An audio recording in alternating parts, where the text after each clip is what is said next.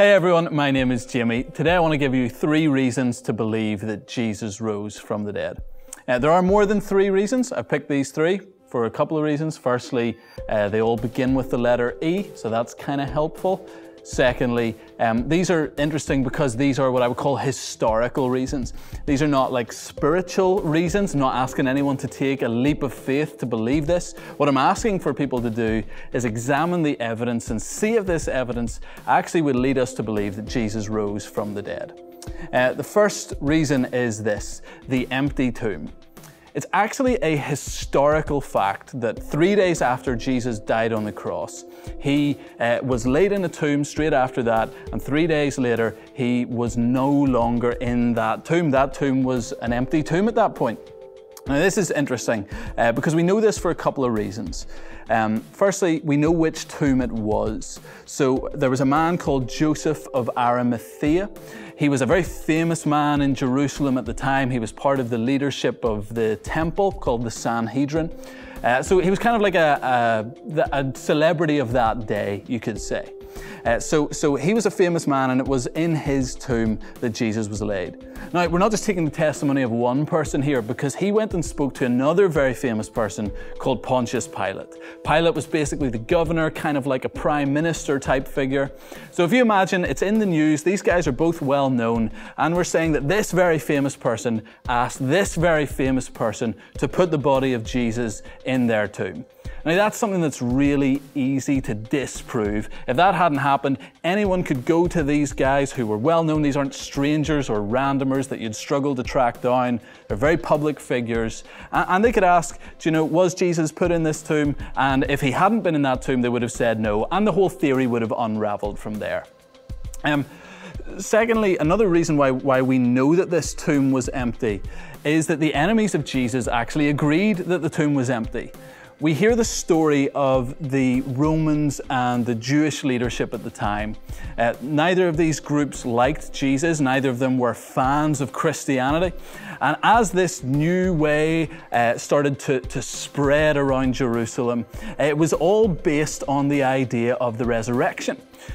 Interestingly, they said of what had happened to Jesus' body that the disciples had stolen it. And what they're tacitly saying there is that the tomb doesn't have a body in it. They're not, if the body had been in the tomb, they would have just literally pulled the body out and said, nope, Jesus, once dead, stay dead, here's the body. They weren't able to do that, and so they said the disciples stole the body. So when Jesus' own enemies are agreeing that the tomb is empty, it's really solid historical evidence that that tomb was empty 3 days after Jesus was on the cross. That's reason number 1, the empty tomb. Reason number 2 is the eyewitnesses. Let me put that into more of like a full sentence. There were hundreds of eyewitnesses who claimed to have seen Jesus fully alive and well after his death. Furthermore, these eyewitnesses, they paid a price for their claims, and many of them indeed paid for that claim with their own lives.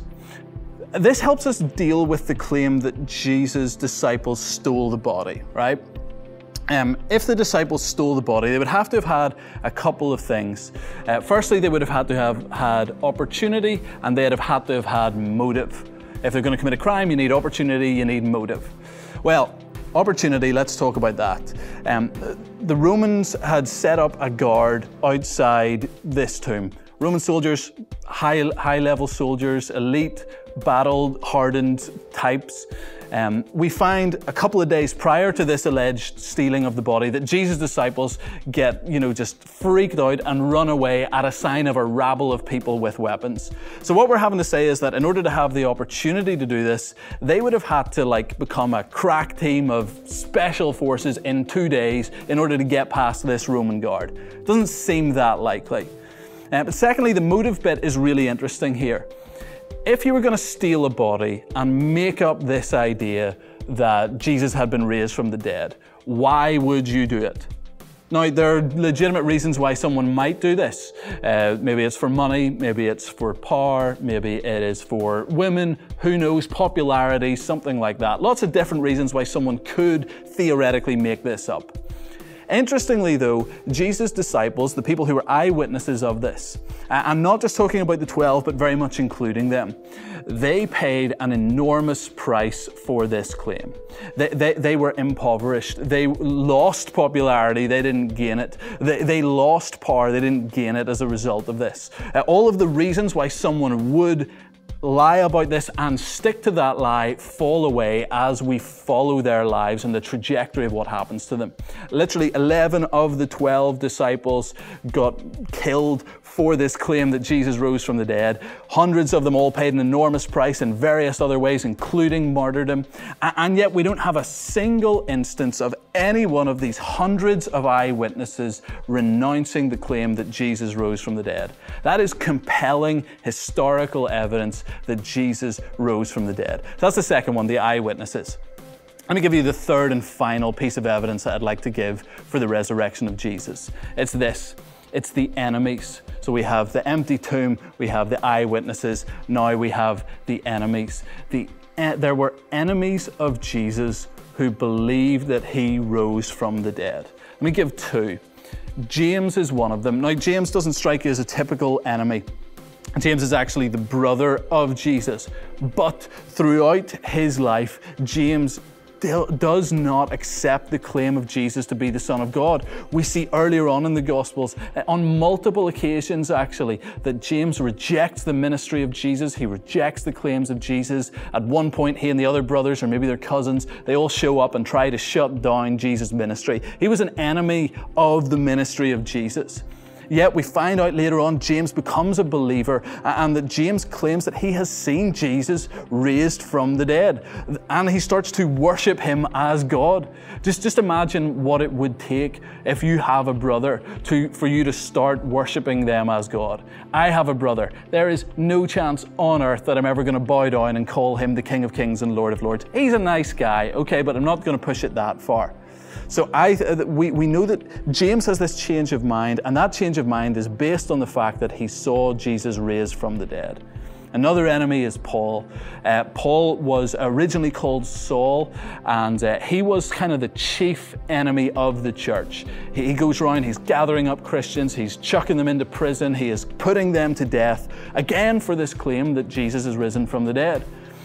Amazingly, if we follow the story of Paul's life, Paul himself says, goodness, I have seen Jesus raised from the dead. I have seen him alive and well after his death, and I now too worship him as God.